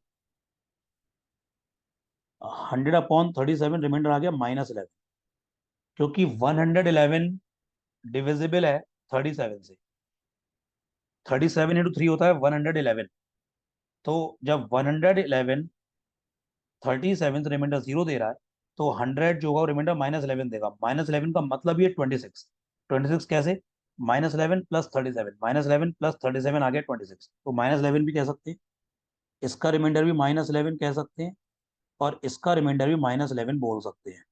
-11 × -11 बेसिकली ये हो गया 121।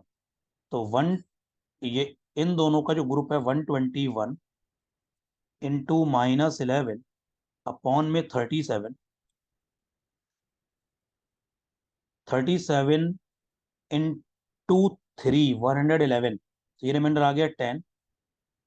10 इंटू -11, माइनस का 110, तो -110 को लिखो -1 इंटू 110 अपॉन 37, इसका भी रिमाइंडर -1 आ गया, तो -1 इंटू -1 मतलब 1, आंसर 1 आ गया, इसका रिमाइंडर 1 आएगा।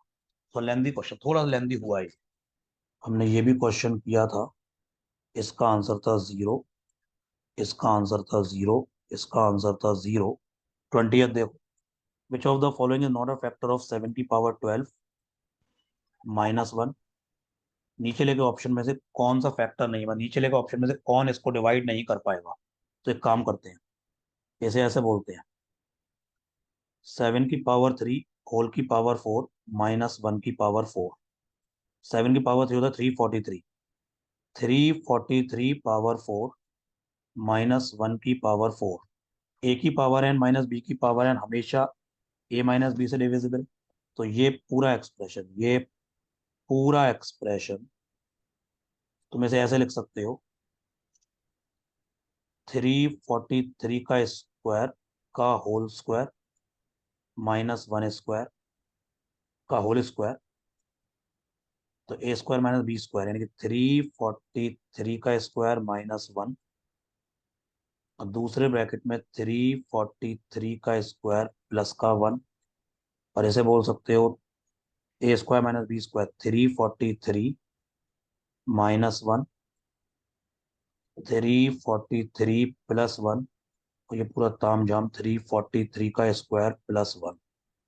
ये हो गया 342, 343 -1 342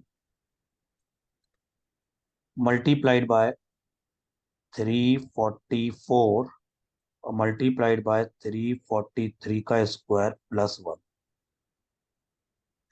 342 इसे बोल सकते हैं 114 multiplied by 3।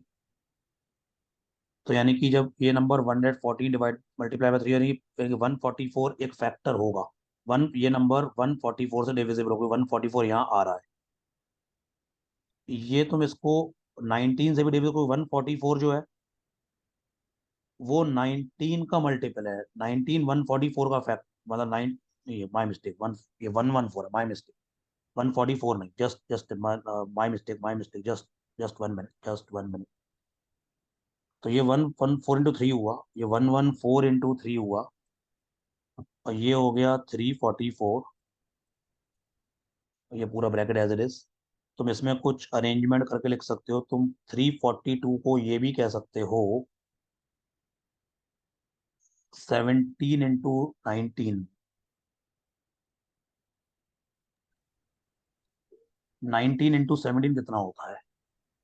Sir 19 19 into into 18। 19 होता है 323, 19 × 18 होगा 19 × 18। ये नंबर हो गया है 19 × 18, ये भी लिख सकते हो।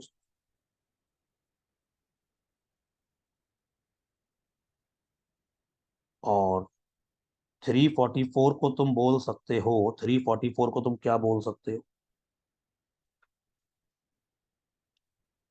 344 हो गया 2 × 172।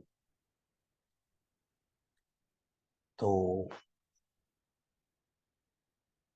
इसको भी ब्रेक कर सकते हो, तुम इसको भी ब्रेक कर सकते हो, 2 × 2 ये हो गया है 86, तो 2 × 2 × 2 × 43, मतलब 43 मल्टीप्लाइड बाय 8, तो 19 × 18 × 43 × 8 × समथिंग। तो जब ये पूरा बड़ा सा एक्सप्रेशन ये आ गया, तो ये 19 से भी डिविजिबल होगा, बिल्कुल होगा, 19 से डिविजिबल होगा, 19 इसमें आ रहा है। ये 43 से भी डिविजिबल होगा, ये 144 से भी डिविजिबल होगा, बिकॉज 18 × 8 144 होता है, 18 × 8 144 होता है। ये 18 दिख रहा है और मल्टीप्लाई में 8 दिख रहा है, तो ये 19 से भी डिविजिबल होगा, 144 से भी डिविजिबल होगा, 43 से भी डिविजिबल होगा। यानी कि अब ये इन पहले तीन ऑप्शन से डिविजिबल है, तो पहले तीन ऑप्शन इसके फैक्टर होंगे। Answer is 119। 119 इसका फैक्टर नहीं हो सकता है, 119 इसका फैक्टर नहीं होगा, 119 इसका फैक्टर नहीं होगा। Correct answer is D for Delhi, 119। Question number 17 देखो, क्वेश्चन नंबर 17 देखो जरा।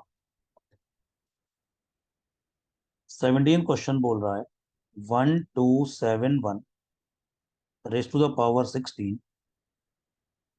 Minus 1271 divided by 53।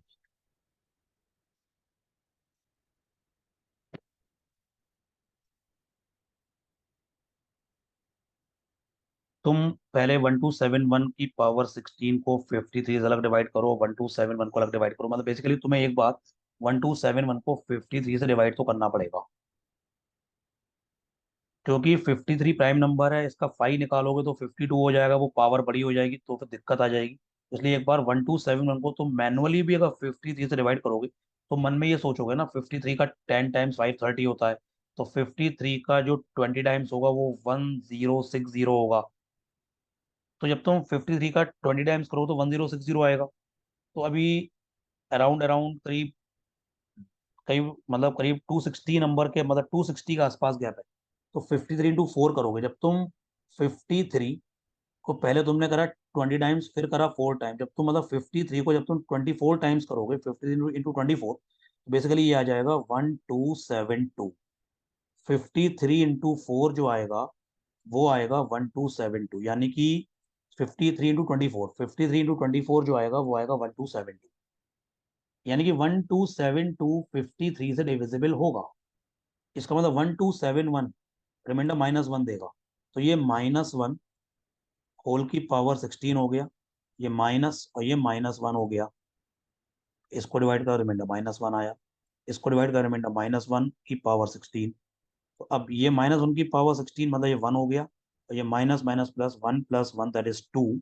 जब तुम 2 को डिवाइड करोगे 53 से, तो रिमाइंडर आ गया है 2, रिमाइंडर आ गया है 2। 17 का आंसर आ गया है 2। थोड़ी एरर है, कुछ नहीं, बस ये सिंपल सी बात है, 2/53 रिमाइंडर इज 2।